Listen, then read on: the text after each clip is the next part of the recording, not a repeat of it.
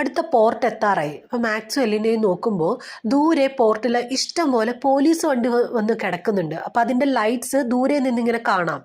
അവരെ അന്വേഷിച്ച് വന്നതാണെന്ന് മനസ്സിലായി. മാക്സ് എന്താ ചെയ്യേണ്ടതെന്ന് ഇങ്ങനെ ആലോചിക്കുമ്പോഴാണ് അവരുടെ അടുത്തേക്കൂടെ ഒരു ഫാമിലി പോകുന്നത് കാണുന്നത്. ഹസ്ബൻഡും വൈഫും 2 കുട്ടികളും. അത് കഴിഞ്ഞ് കാണിക്കുന്നത് പോർട്ടിൽ നിന്ന് ആൾക്കാരെയും വണ്ടിയൊക്കെ പോലീസ് ഇങ്ങനെ ചെക്ക് ചെയ്തിട്ട് വിടുന്നതാണ്. അപ്പോൾ അവരുടെ കയ്യിൽ മാക്സിൻ്റെ എലീനയുടെയും ഫോട്ടോ ഉണ്ട്. മാക്സ് എന്ത് ചെയ്യുന്നു വെച്ച് കഴിഞ്ഞാൽ നേരത്തെ കണ്ട ഫാമിലിയിലെ മൂത്ത കുട്ടീനെ ഗൺ പോയിന്റിൽ വെച്ചിട്ട് മാക്സ് അവരുടെ വണ്ടി കയറും. ആ വണ്ടി ഓടിക്കുന്നത് അയാളുടെ ഭാര്യയാണ്. മാക്സും മൂത്ത കുട്ടിയും കൂടി ഡിക്കിയിലായിരിക്കും. മാക്സിന്റെ വാൻ ഓടിക്കുന്നത് അയാളും. അപ്പൊ അതിന്റെ ഡിക്കിയിലുള്ളതാണ് എലീനയും ഇവർ തട്ടിക്കൊണ്ടുവന്ന ആളും.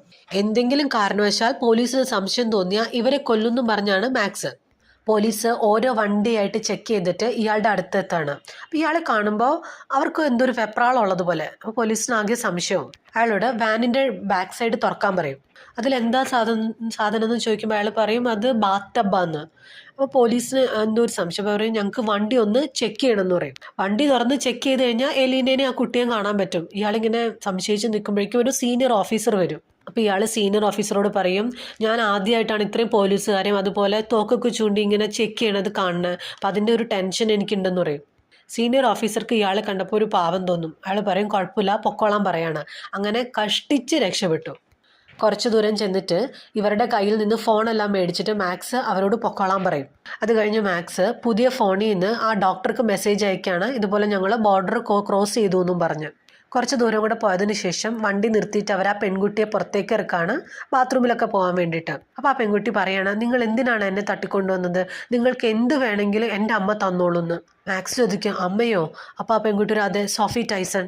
അപ്പോൾ മാക്സ് പറയുന്നുണ്ട്, പറ്റിക്കാനൊന്നും നിൽക്കണ്ട, നീയാണ് സോഫി ടൈസൺ എന്ന്. ആ കുട്ടി പറയും, അല്ല ഞാൻ സോഫിയുടെ മോളാണ്, മാരി ടൈസൺ. മാക്സ് ഞെട്ടിപ്പോകും. അപ്പോൾ ഗൂഗിളിൽ സെർച്ച് ചെയ്യുമ്പോൾ സോഫിക്ക് ഒരു മോളുണ്ടായിരുന്നു, അത് ചെറുപ്പത്തിലേ മരിച്ചു എന്നാണ് കാണിക്കണത്. അപ്പോൾ മാരി പറയും, അതെൻ്റെ ചേച്ചിയാണ് ലൂസി ടൈസൺ, ആൾക്ക് ചെറുപ്പത്തിൽ എന്തോ അസുഖം ഉണ്ടായിരുന്നു, അത് കാരണം മരിച്ചുപോയി. അതിനുശേഷം എന്നെ പുറത്ത് ലോകം കാണിച്ചിട്ടില്ല. ഞാനും അമ്മയും ഏകദേശം ഒരുപോലെയാണ് ഇരിക്കണത്. മാക്സിനാകെ വെപ്രാളവും. വേദന ഒരു ഇലക്ട്രിക് ഷോക്ക് കൊടുത്തിട്ട് മാരിയെ ബോധം കെടുത്തി വണ്ടിയിലേക്ക് ഇടാണ്. എലീനയ്ക്കും ആകെ ഒരു വിഷമം. എല്ലാം ശരിയാകുമെന്ന് ഓർത്തതാ, ഇതിപ്പോൾ ആള് മാറിപ്പോയോ? അപ്പം എലീന പറയുന്നുണ്ട്, ഇത് സോഫി തന്നെയാണെന്ന് ആദ്യം നമുക്ക് ഉറപ്പുവരുത്തണം. അത് മാത്രമല്ല, ഈ ഡോക്ടർ എന്താ ഇത്ര നേരമായിട്ട് തിരിച്ചു വിളിക്കാത്തത്? ഇനി ഇതും തട്ടിപ്പാണെങ്കിലോ? ആ കുട്ടിയെ അധികം ദിവസം നമ്മുടെ കൂടെ നിർത്താൻ പറ്റില്ല, ഭക്ഷണമൊന്നും കഴിക്കാത്ത കാരണം അവളും അവശയാണ്. അങ്ങനെ അവർ തൽക്കാലം താമസിക്കാനായിട്ട് ആളൊഴിഞ്ഞൊരു ബിൽഡിങ്ങിലേക്ക് പോവുകയാണ്. ഒരു പഴയ ഹോട്ടൽ, അതിപ്പോൾ ആരും ഉപയോഗിക്കണില്ല. അത് കാരണം അവർ അതിൻ്റെ അകത്തേക്ക് കടക്കാണ്. മാരിയെയും കൊണ്ട് അകത്ത് കയറി ഇരിക്കുകയാണ്. അപ്പോൾ മാരി ചോദിക്കുന്നുണ്ട്, നിങ്ങളാണോ എൻ്റെ അമ്മയ്ക്ക് 40 years കൊടുത്തത്? ആ കുട്ടി പറയാണ്, ഞാനും ഈ ഡൊണേഷനൊക്കെ എതിരാണ്. റെഫ്യൂജി ക്യാമ്പിൽ നിന്നൊക്കെ ഒരുപാട് കുട്ടികളെ ഇതുപോലെ കൊണ്ടുപോകുന്നുണ്ട് വേറെ ക്ലിനിക്കുകളിലേക്ക്. മാക്സ് എലിനോട് പറയുന്നുണ്ട്, അവൾ പറയണതൊന്നും ശ്രദ്ധിക്കണ്ട, നിന്നെ വശത്താക്കാൻ അവൾ അങ്ങനെ പലതും പറയും, ഇത് തന്നെയാണ് സോഫി. പിന്നെ ആ പെൺകുട്ടി ഓരോന്ന് പറയണ കാരണം മാക്സ് ആ കുട്ടിയുടെ വായിൽ ടേപ്പ് ഇട്ടിക്കാൻ പോകുമ്പോൾ എലീന സമ്മതിക്കില്ല. ഒന്നും വേണ്ട, ഇത് സോഫി അല്ലെങ്കിലോ? അപ്പോൾ മാക്സ് പറയണ, എന്നാലും കുഴപ്പമില്ല, മോളാണെങ്കിലും എന്താ അമ്മയുടെ DNA ആയിട്ട് എന്തായാലും മാച്ച് ആയിരിക്കും, അപ്പം നമുക്ക് ഇവളുടെ DNA എടുക്കാം, പിന്നീട് അവർക്ക് വേണമെങ്കിൽ സോഫിയുടെ കയ്യിൽ നിന്ന് തിരിച്ചു മേടിച്ചാൽ മതിയല്ലോ. മാരി മാക്സിനോട് പറയും, എനിക്കൊന്ന് കുളിക്കണമെന്ന്. മാക്സ് വേഗം തന്നെ ബാത്റൂമൊക്കെ കാണിച്ചു കൊടുക്കുന്നുണ്ട്. എന്നിട്ട് ആൾ തിരിഞ്ഞു നിൽക്കാണ്. മാരി മാക്സിൻ്റെ അടുത്ത് ഇങ്ങനെ ഓരോന്ന് സംസാരിച്ചുകൊണ്ടിരിക്കുകയാണ്. അപ്പം അതിനിടയിൽ അവിടുന്ന് രക്ഷപ്പെടാനായിട്ട് എന്തെങ്കിലും കിട്ടുമോയെന്ന് ഇങ്ങനെ നോക്കുന്നുണ്ട്. ശരിക്കും ലൂസിയുടെ അസുഖം മാറാൻ വേണ്ടിയിട്ടാണ് അമ്മ ഈ റിസർച്ച് കാര്യങ്ങളും തുടങ്ങിയത്. ആ സമയത്ത് ലൂസിയെ രക്ഷിക്കാൻ പറ്റിയില്ല. ഇങ്ങനെ സംസാരിച്ചുകൊണ്ടിരിക്കുന്ന ഇടയിൽ ബാത്റൂമിലെ മെറ്റൽ ഒരെണ്ണം ഇളക്കിയെടുത്തിട്ട് മാക്സിനിട്ടൊരൊറ്റ അടി കൊടുക്കും. എന്നിട്ട് അവിടെ നിന്ന് ഓടിപ്പോവാണ്. അപ്പം മാക്സും പുറകെ ഓടുന്നുണ്ട്. അപ്പം മാരി ഒരു ചെറിയ കാട്ടിലൂടെയാണ് ഓടുന്നത്.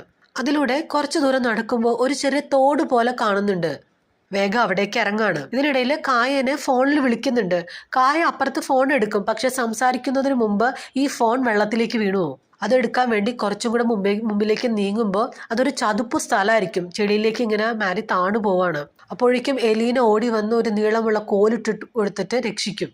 മാരിയെ വേഗം തന്നെ വാഷ്റൂമിൽ കൊണ്ടുവന്ന് ഇരുത്തിയേക്കാണ്. മേത്ത് മൊത്തം ചെളിയാണ്. അപ്പം അതൊക്കെ കഴുകി കളയാനായിട്ട് മാക്സ് അവിടെ നിന്ന് പോകും. എലീന നോക്കുമ്പോൾ മാരിയുടെ ശരീരത്തിൽ ഈ പ്രൊസീജിയർ ചെയ്തതിൻ്റെ പാടൊന്നുമില്ല. എലീനയുടെ ശരീരത്തിലാണെങ്കിൽ വയറിൻ്റെ അവിടെ 3 പാടുണ്ട്.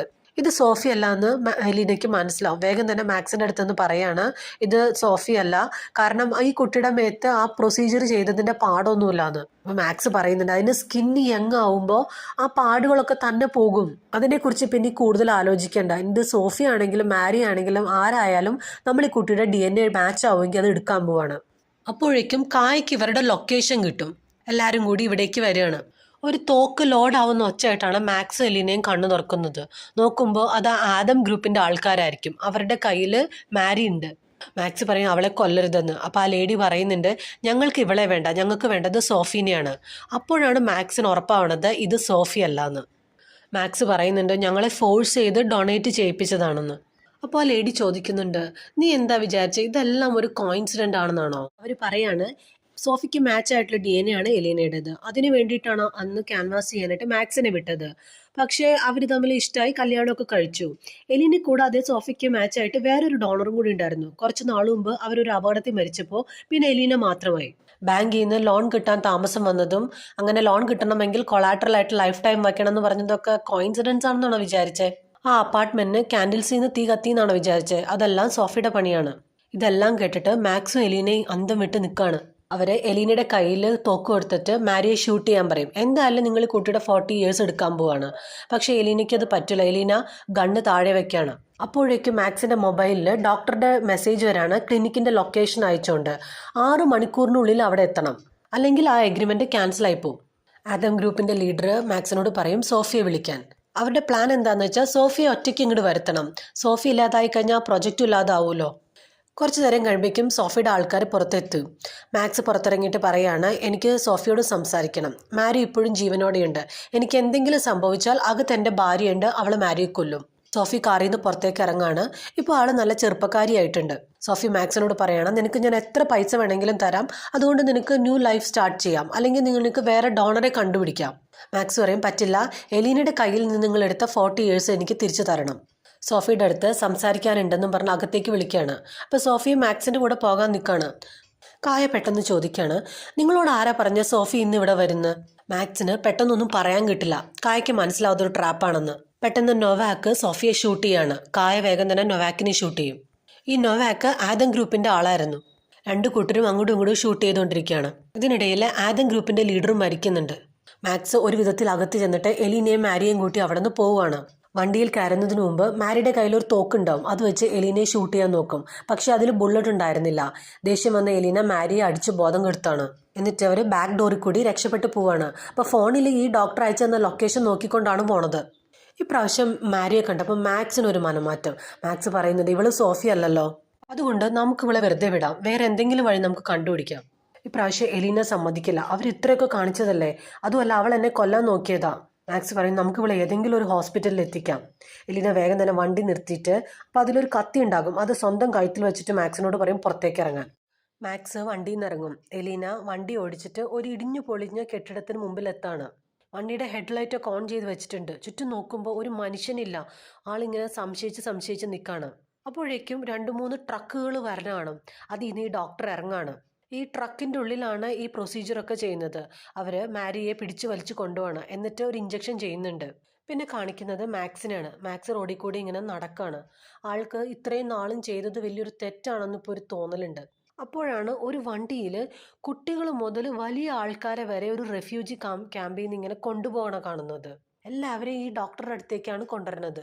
പ്രൊസീജിയറൊക്കെ കഴിഞ്ഞ് എലീന പുറത്തേക്ക് ഇറങ്ങി വരാണ്. അപ്പോൾ എലീനയും കാണുന്നുണ്ട് ഈ കുട്ടികളെ ഇങ്ങനെ കൊണ്ടുവരുന്നത്. അവർ മാരിയെ റോഡിൽ ഇറക്കി വിട്ടേക്കാണ്. ആളിങ്ങനെ വേച്ച് റോഡിൽ കൂടെ നടക്കുമ്പോഴാണ് ഒരു ട്രക്കുകാരൻ വരുന്നത്. അയാളെ രക്ഷിക്കും. അങ്ങനെ മാരി തിരിച്ച് സോഫിയുടെ അടുത്തെത്താണ്. സോഫി മരിച്ചിട്ടുണ്ടായിരുന്നില്ല, വെടിയേറ്റിട്ടേ ഉണ്ടായിരുന്നുള്ളൂ. എന്നിട്ട് വേഗം തന്നെ കായയുടെ അടുത്ത് സോഫി പറയും ഇതാരാ ചെയ്തതെന്ന് വേഗം തന്നെ നമുക്ക് കണ്ടുപിടിക്കണമെന്ന്. കായ പറയും എനിക്ക് മതിയായി, എത്ര വർഷമായി ഞാൻ നിങ്ങൾക്ക് വേണ്ടി ഓരോ തെറ്റുകൾ ചെയ്യുന്നു, ഇനി എന്നെക്കൊണ്ട് വയ്യ. നിങ്ങൾക്ക് വേണ്ടി ആളെ കൊല്ലുന്നതും ആക്സിഡൻറ്റ് ഉണ്ടാക്കുന്നതൊക്കെ ഞാൻ നിർത്തി. പിന്നെ കാണിക്കുന്നത് മാരിയാണ്. 2-3 ദിവസങ്ങൾ കഴിഞ്ഞപ്പോഴേക്കും മാരിക്ക് പ്രായമാകാൻ തുടങ്ങി. അപ്പോൾ സോഫി വന്നിട്ട് പറയുന്നുണ്ട് പേടിക്കൊന്നും വേണ്ട, നമുക്ക് വേഗം തന്നെ വേറൊരു ഡോണറെ കണ്ടുപിടിക്കാം, അതിനി അധികം സമയമൊന്നും വേണ്ട. അത് കഴിഞ്ഞ് കാണിക്കുന്നത് നമ്മളെ എലീനയാണ്. എലീന ബീച്ചിൽ നിന്നിങ്ങനെ കടൽ നോക്കിക്കൊണ്ടിരിക്കുകയാണ്. ഇപ്പോൾ ആള് നല്ല സുന്ദരിയായിട്ടുണ്ട്. അത് മാത്രമല്ല ആള് പ്രഗ്നന്റും ആണ്. യൂത്തൊക്കെ തിരിച്ചു കിട്ടി. മാക്സുമായിട്ട് പിരിഞ്ഞിട്ട് വേറൊരാളെ കല്യാണം കഴിച്ചു. അപ്പോൾ ആളുടെ ഹസ്ബൻഡ് സർഫിങ്ങിന് പോയിട്ട് വരുന്നത് ഇങ്ങനെ നോക്കി നിൽക്കുകയാണ്. ദൂരെ നിന്ന് ഇവരെ നോക്കി നിൽക്കാണ് മാക്സ്.